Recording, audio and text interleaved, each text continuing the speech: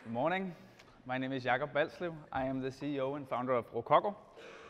Since this is a church, I thought I would start with a little confession. I don't know much about robots. I know very little about robots. So, but luckily, with the last 6 months, I have had to find 3 people, 2 robot engineers, and my good friend Matthias, who actually knows a lot about robots. So I'm going to start telling our story, who I am and who Rokoko is, and then Matthias is going to come up and turn this into something about robots, hopefully. Okay, but our story started, and we're very digital, so everything happens on this screen. We started 5 years ago at the National Film School of Denmark, and we looked like this. Now, as you can see, a lot has happened since. We've gotten a lot more cynical and business-like mean. But this was the project that started out. It was called Cinema dell'Arte. Look, see, I don't like technology either. It's a big problem. Okay. No, Cinema dell'Arte was the logo and the name that we started out. And the reason it's pretty fluffy and artistic is that it was actually an art project at the National Film School of Denmark. And the idea was this. You get it? This is actually live animation film. The idea was that me and my friend Petter, we had a plan to make it possible for an audience and children to speak to animated characters. And there's a reason I'm wearing this weird suit. This is a motion capture suit. And the idea was to use motion capture, which is a way of recording human movements and putting those movements real time onto animated characters, and then showing a live animation film in front of a live audience. Then filming the audience and showing their image in front of the actors so that the 2 parties could speak to each other. It still sounds pretty technical. But the idea was, that's actually a robot. The 2 characters for the film was a robot and an alien. And we wanted to it was the midterm project at the film school, and they're pretty, I don't know if you've been, but the midterm projects at the film school are not the best. So we had an idea to start off this really, really bad science fiction animation film where 2 people, a robot and an alien, had to save the Earth. And then at some point they would fail and blow up the Earth. And then the audience would really be like, this is the worst film I've ever seen. And then it would turn into a live film, and then they would be ashamed because, they were looking like, what? Right, so this is the unbelievably ugly spaceship that they were traveling in. And here's a short clip from the film. And I'm just checking the sound.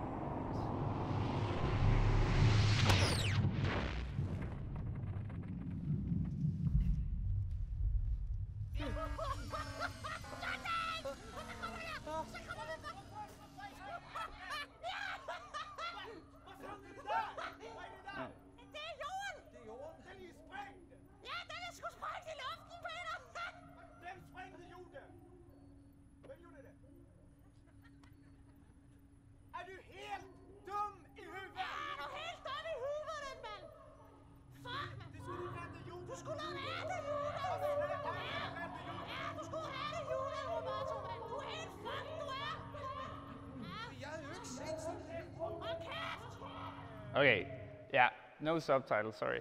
Okay, that was the point. So it went wrong, and Petter, my partner at the time, he went down and got really mad at the characters, and then he went out furious, and then when he came back 7 minutes later, the characters, they had turned the audience and everyone against him, so everyone was mad at Petter, and everyone had discovered that they could actually speak to these anime characters. So the show ended like this.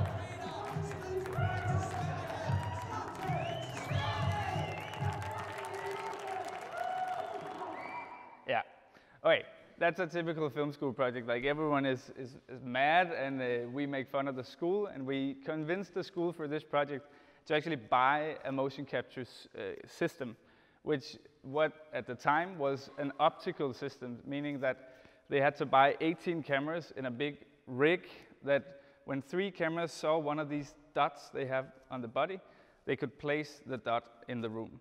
So you say that you saw the suits, it's pretty hard to see at the screen, but they're wearing these suits with white dots on them. And then when 3 cameras can see one of these dots, it can place it in the room. Then you just say, this dot is matching this, blah, blah, blah. So this system cost like 250,000 Danish kroner, and all the budget for all the animation film was spent on our film, and we did this. Yeah. But actually, it was very, it was a funny, like, an interesting artistic experiment. And we thought that we kind of hit something that worked. So we thought for the graduation project that we made 2 years later, we would try to make this into an actual art form, or something else than just a film. So we thought if we built the visual universe from the screen out around the audience in like a production design, then we could give them the feeling of actually being a part of this animated universe and being a part of the experience.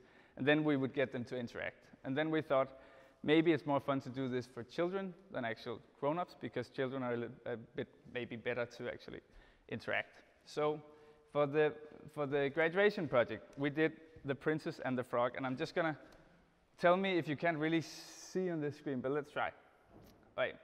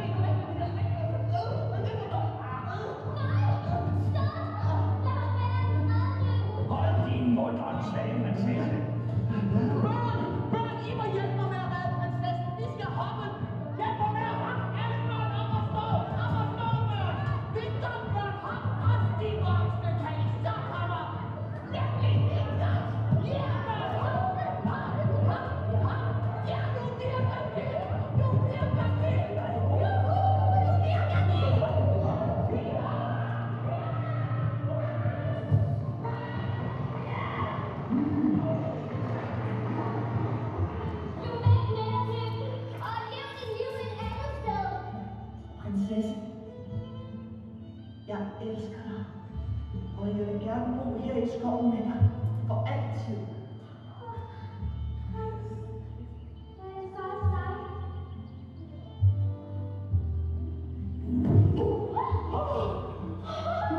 Oh my God. What a surprise. Yeah, that was the graduation project. And we found out, okay, we really actually invented something that is a lot of fun and that actually challenged this medium, because we thought, and this all grew out of some sort of frustration about animation film, that it's very, very static and very controlled and extremely expensive and hard to work with. So this was very intuitive and very easy. But the problem was that it wasn't really a business idea. And when you get out of film school, the National Film School of Denmark is maybe the most privileged place on earth. You just say what you want to do, and then they give you money to do it. So, and that's not really the real world. So when we got out, we had this video, the last one I showed you, and people could see that it was a lot of fun, but no one could actually fund a project like this, because you couldn't really buy this really, really expensive motion capture equipment for each project, and it was really hard to work with, because you had to have so much technical expertise to use it, and it's a little bit technical, we can talk about it afterwards, but because of these cameras that film the body, you couldn't really move around, because you could go outside the camera's vision, and then you couldn't. So it was very limited. And then when we got out, I got a job at Centropa, because I wanted to make ordinary, boring films. But then at some point, someone actually said, try to apply for this Creative Business Cup, which is they are trying to select the best creative entrepreneur in Denmark. And And then we were asked once again, okay, if you can't win Creative Business Cup if there is no business. So what can you do? What's the problem in this for you to actually do this out in the real world? And then we said, well, the technology has been the problem from the beginning. And we went back, and we've shown this video like 4 times, and they were like, okay, now you have to show something else. So we went back, and then we started discussing, okay, what can we do? Then Anders, he's asleep at this time of the day. But we sat down with the team, and then we looked at each other, and Anders is the kind of guy, oopsie, who actually doesn't really say much unless you ask him, the kind of like programmer guy. Yeah. So I never really asked him what he would do if he had to solve this. And that's a big problem and a topic for another day, maybe how the artistic people can actually build a bridge and speak to these technological like wizard guys and actually get some sort of connection. Because when I finally asked him, Anders, do you have an idea? He said, I kind of have an idea. Okay. And I maybe thought about it I have, and then he put like that drawing, and it turned out he had been working for half a year on our own motion capture system. And his idea was actually to take sensors like you have in your mobile phone, and then instead of these very, very expensive cameras filming dots, he would just take these sensors and then place them in a suit like this, and then let them talk to one computer on the back so that you could actually put this whole very, very expensive system onto your body, and then everything was built into what I'm wearing right now. So it solved the problem that I could move around freely because there were no longer cameras filming us. It solved the problem that it took no technical expertise. For once, I could actually work with it myself. I just had to plug it in. I didn't have to like calibrate a studio. And we can produce this suit we're gonna sell it for like $700 compared to the normal systems that cost like $30,000. So suddenly he actually came up with a really good business idea. I keep switching. Okay, so suddenly we could actually do all the things that we wanted to do from the beginning. We could do these, and this animation is actually our word because we grew sick of that live animation theater, blah. So we thought, okay, let's give it a name, and we came up with Animotion. So Animotion is live animation theater. And we have done that with Tivoli and Tivoli Gardens in Copenhagen, and DR, and we've produced our own shows, and now it's actually a thing. It's becoming a thing, yeah. And then this technology actually made way for something else, and that is that we went into teletreatment. And that came out of a very specific experience we had actually at The Princess and the Frog, where a little boy at one point during the show, as you can see, the children were sitting on these wooden things in front of the screen. He just like stood up, and then he started walking up to the screen and just like wanted to get in and touch the characters, and we thought, oh, wait. He totally blocked out everyone around him and just started like charging the screen. And his mother came to me after the show and said she had never seen anything like this because he's actually autistic and can't really he doesn't want to interact with other living creatures normally. For some reason, these animated characters made him feel safe, and it connected to some sort of imaginary world where he felt safe. So we actually suddenly wanted to get in contact with these animated characters. So back then we thought if we put a therapist or a psychologist inside an animated character, we can maybe make these children speak about things that they wouldn't normally speak about. So, and that was the idea, but still the technology actually, fucked that up. So suddenly, suddenly with this, we could actually do it. So with the University of Southern Denmark, we've developed this and that's why it's called teletreatment, because it's treatment on distance. Because the psychologist or the therapist can be standing, maybe not in this room, but another room, and then send the signal to the child, and the child can actually be sitting in his home where he feels safe. And then he can meet this in like a Skype with an animated character, meet the animated character, and you can send the signal back so that they can interact. And this psychologist can visit a lot of more children in a day that he could normally do, and they don't have to sit in the waiting rooms. And yeah, so this actually became a big business idea too. And for me, just an idea that's a lot of fun to actually be able to carry out when you come from a world where everything is like popcorn and fun. It's actually really, really interesting to make a difference for these children. So we went down this road, and because we had already left the film industry and the theater industry, we thought, well, maybe we can do this autism treatment thing. And we did it, and now it's actually going places, and we've done a pilot project with 2 kids that, I didn't bring it today because we can't really show it in public, but it's pretty amazing to see these kids really reserved, walking in, and then suddenly when they're confronted with this character and there are no people around, they can open up and tell stories and do all the things that the parents and the psychologists have never seen them do before. Yeah, so that's a funny project. Okay, so that actually led to this. This is pretty boring maybe, but this is the company we have today. So we call the suit Salto. That's the name of the suit. So everything is on the Salto platform. And we have an entertainment department where we make these shows. We have the tele-treatment department. And then we have this technology department. And a month ago, a Danish investment company just bought a part of our company. So now we have to set up offices all around the world, and it's very new. We don't know what are we going to do, but it's a lot of fun. And I think the idea is to actually, as we call it, disrupt the motion capture industry, introduce a technology product that, in a world where everything has been very high-end up until now, it's only been film production companies like in Hollywood making Avatar and Lord of the Rings that could access this equipment because it's been so expensive. Now we can actually, that's why it's disrupting, we call it democratizing. We can actually get this equipment out to all the people that have never had it before. And in time, we can maybe even give it to people that want to plug it into the PlayStation and run around in a virtual world in a suit. Yeah. Okay, so Salto. Okay, and now we're coming to this can go horribly wrong, but it's actually, now the plan is to actually show you how it works. And it's, we started this, the films that you saw was done with the optical system from the film school. And we started Rokoko a year ago, and we financed everything through just selling really mediocre plays to a lot of places just to finance to get, because we knew, from a business point of view, that we wanted to wait as long as possible before we got an investor in.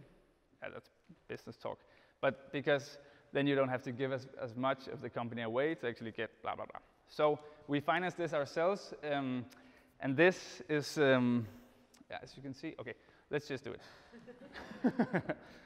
Okay, so we agreed the last time. The thing is, I'm going to control Trollepus, or maybe something else.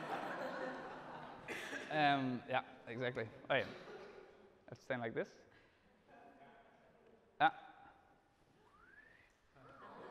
Yes. The thing is that I can't see what I'm doing. We've had this problem quite some.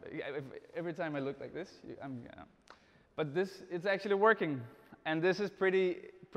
Yeah. If you don't know motion capture, you don't know why it's amazing, but but it is, because I'm totally wireless. I can be anywhere. I'm standing in a church, and I'm actually doing motion capture. What's also very interesting is actually the head. Oh yeah, sorry. This is the head. I forgot to put on the head. All right.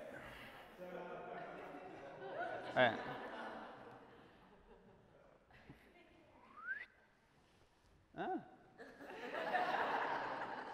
And try to pull it to enter. Yes. That was the guy from the first film I showed you. And the last one? Yep. That's the frog. So, so what we do is actually we build these. We 3D model. Yeah. Okay. Yeah, but Matthias, tell us how it works, because I'm still not, I mean, I pretend to be technical, but I still don't really know what's going on. What's actually happening is that we have, like Jakob just told you, we have all these sensors like the ones you have in your cell phone, which built in the suit, in this textile. So every of these units, they measure kind of rotation. So if Jakob, he rotates his arm, it measures and it shows it on the picture. If he accelerates another point, it's also measured that. And then there's the compass in it. So all these units sends all the data to a computer Jakob has in his back here. And then there's a simple battery. And then it sends all the data to a Wi-Fi, to a computer.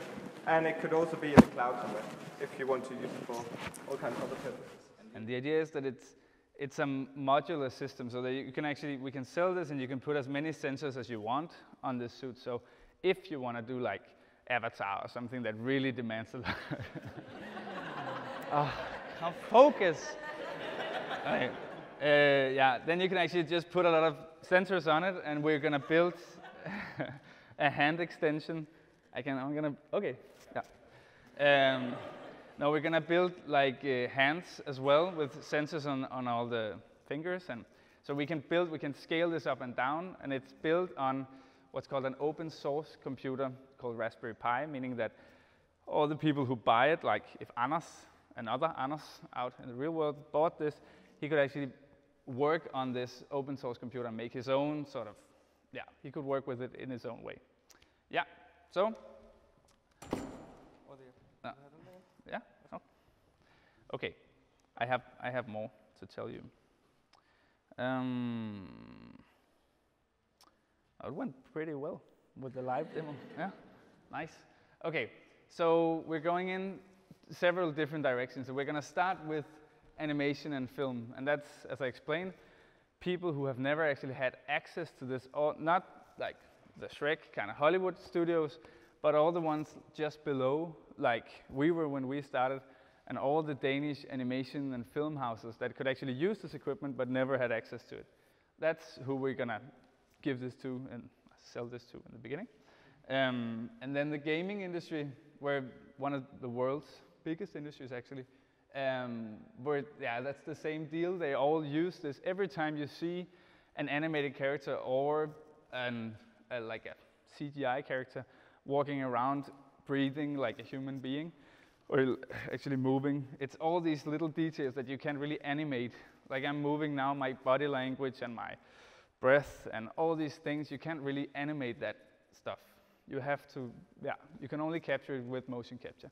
So every time you see someone moving just like a human being, it's probably made with motion capture. So it's really, really a good tool for, and that's why I think for the autistic children that they actually got this connection, because they were moving like people they saw. They had like human movements instead of animated movements. So it's easy to identify with a character that actually moves like a human being.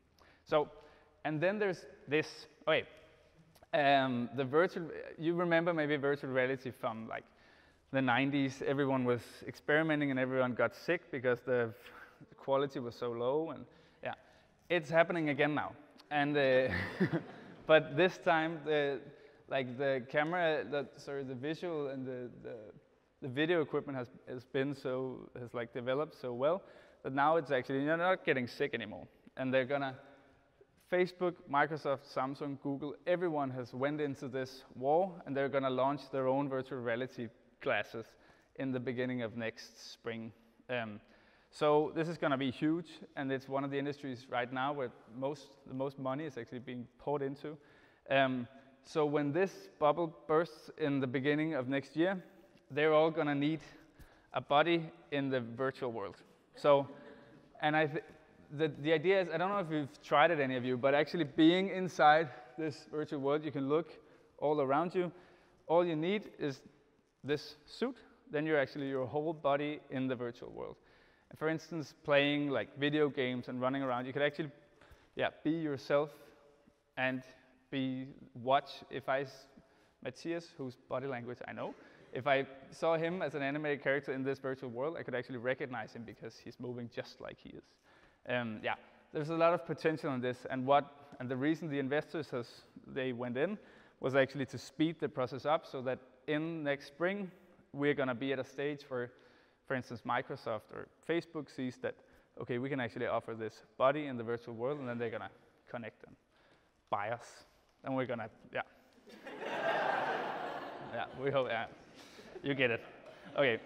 Then there's like sport analysis. I'm just gonna go, because it's, I mean, everyone playing golf or tennis or something that has to like measure some really, really precise movement can use this equipment to, if you want to measure your golf swing and then see how Tiger Woods does his golf swing and then compare. This is like, we are not going in that direction because none of us is actually, that golfy. But it's, there's a big business possibility in that direction too that we're maybe going to pursue. Then there's rehabilitation. We went a little bit in that direction already, working with, for instance, if you have some sort of injury that makes you have to like stay in your home, and you have to do this, maybe not this exercise, but some exercise at home, you could actually just put on the suit. You can do the exercise, and it can send the data to the doctor that can see, okay, have you done it today, and are you improving? And then now you're done with this assignment, now you should do this assignment instead. So tailored treatment within rehabilitation. Maybe that sounds pretty sci-fi too, but it's a thing. Okay, and human machine, do you see where this is going? Okay, robots. And this is so now we're at the robot part. Yeah, and now I don't know things anymore.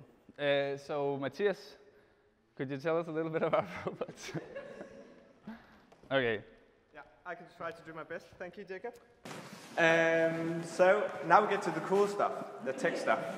I'm Matthias Sondergaard, and I'm the COO of Rokoko and a partner in the company. And I'm actually more interested in what can you do with technology from this point of view. And let me go to this point, actually, because we were told, could you talk about robots? And the word robot actually written from Czech. I mean slave, forced in the sense of forced labor, that you actually force something to do something. And in that sense, it's all about performance, not as much about love. Could you perform, and could you do something for me? Then that's nice. And most people actually think that robots look like this, like Jakob did back in the film school. It's kind of a big, messy beast walking around. And some people watch a lot of sci-fi films and think you have humanoids, like human beings, they can walk around and do stuff. Otherwise, it's kind of a supercomputer on wheels, like R2-D2. But the thing is actually that most robots today is used in industry, which is kind of boring from some people's point of view, and from mine it's really, really interesting. Especially when you combine it with what we can do with this suit in a year or two. Because a big trend within the robot industry is now that you have what you call collaborative robots. You can actually start to work together with robots in a way you never did before. And let me just show you a very short video of how these small robots work.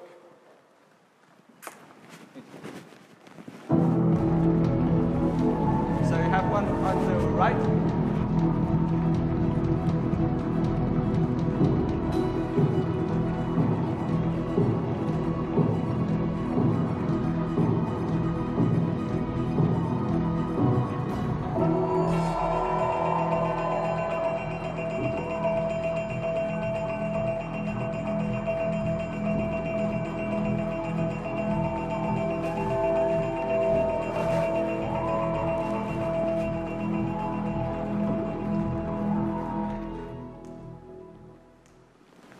Yes, and what you can see is actually a very, very simple piece of mechanics made out of several kind of joints, a lot like our arm.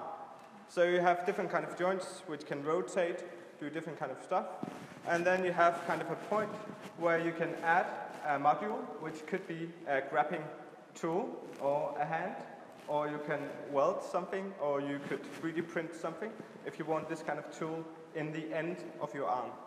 And the interesting part is actually that these designs of these very simple robots, of course it comes in a lot of forms and shapes and sizes, this is a very tiny one, can actually imitate your arm movement. And one of the very, very big challenges within the robot industry and this development has been price, of course, so now it has been become a lot cheaper, but also how do you teach them to do what you want them to do? Basically, how do you program them? And that's where this system comes into the picture. So imagine, for instance, that Jakob, he was working at the factory or something similar, and he was so bored of doing all this manual labor, all this forced work. He was so bored of doing performance stuff. He more liked to work, love, go to distortion stuff. So he said, hey, I got 2 robots, and I can actually stand next to them because they're so tiny. They can actually feel me when I touch them. There's sensors in them as well. They can sort of feel me. And he just walked up to this robot, and he said, hey, I would like to point this button, do like this, roll around, bam, bam, bam, so to give me a movement. And then, because he has this motion capture suit, he could basically just say, record, replay. So, if you did a movement and asked me to do the same, you can say, okay, cool, loop this movement, and then you could start to work on something else, and the robot would never be tired of doing this movement. That's what it's made for, doing statical, very boring stuff all the time. I could also do this, stop you. And you can, of course, develop kind of a program language where you're working with gestures. So the robot actually could understand your body language. So you do not need to write code, write Python or stupid code on a computer, but you can use your everyday body language. So if Jakob, he's very energetic, he wants to do stuff fast, I can understand him and start to work faster. If he's very tired and sitting back, I can understand that now he's almost going to a break and we should stop. So in that way, you can actually collaborate with robots in a way that never seen before. And we're going to extend this scenario for you, because we all know musicians. And some people are really, really wise and skilled, and they can play a lot of different kind of instruments. And a person who can play the drums, he can go to the drum set, kind of make a beat, and then he can record it and loop it. He can go to the bass, play the bass, record it and loop it. And then, going from one instrument to another, he can actually become an entire orchestra. He can play all the songs, and then he has this harmony of music. All these tools to his what can we call it, in the studio. And then he are not doing like him, trying to do all at once, but doing one specific task at a time. Imagine if Jakob could do the same in a factory. So all the workers, if you were so bored at actually teaching them what to do, you can go at one robot at a time, saying, hey, I want you to push this button, do this, and roll around, blah, blah, blah, record, play, and then you can teach them to do different kind of stuff. And suddenly going from one robot to another, you can start to conduct an entire factory. And you can make the factory process a lot more agile and flexible. Of course, this is kind of a hypothetical scenario, but it's really, really cool from my point of view. And you can also add the real-time dimension to this. As we do real-time animation film, or animation as we call it, you could also imagine that you have one robot in one part of the factory, and that this is not really working good, so you can take over and you can do it in real time. To say now you are going to do this, and it has a vision system, so you can see what it sees, and you do not actually need to be in the same physical facility as a robot. That's interesting as well. But the best brain neurosurgeon in the world can operate at a patient like in another part of the world just by controlling his movements. Yeah. Of course, we need a hand as well. We're working on that, so you can control the hand sensors, so you actually can have a grab, and you can do more specific stuff, but that's the investment, or the money from the investment, we're going to do that. And why is this interesting, actually? I think it's very interesting, because many factories starting to looking like this. And the basic principle is the same as the tiny robot you saw. You have, of course, the production line, but you have tons of these very, very expensive robots, and you're all going to program it so it can do tons of cars, for instance, in this case. This is the inside of the Tesla factory in California. And the very smart way of producing using robots is actually you can reprogram it, and the day after tomorrow you can start to produce, I don't know, music instrument instead of cars, if that's what you want to do. So you're starting to develop what you call kind of an agile factory. And with these kind of tools, you can become a lot more agile. It could be easier to reprogram the whole factory, and you can do a lot of different stuff. with it. So that is where Salto and robots kind of link and intertwine. We're not going to explore it tomorrow, but I guess the day after tomorrow we're going to do it. Yeah. We have a couple of robot engineers on our team, and we would very much like to test it with these small robots. Especially the one you saw on the screen is actually made in Denmark from the company called Universal Robots, which was sold last week for 1.9 billion Danish kroner. And they are making really cool stuff. Getting the robots out there, and we can actually make them to collaborate. So it sounds sci-fi, but we're actually going next week out to DTU and actually doing exactly this, controlling a robot with my arm. So yeah, so it's coming for you. Yeah. Okay, so that was it. Thank you so much.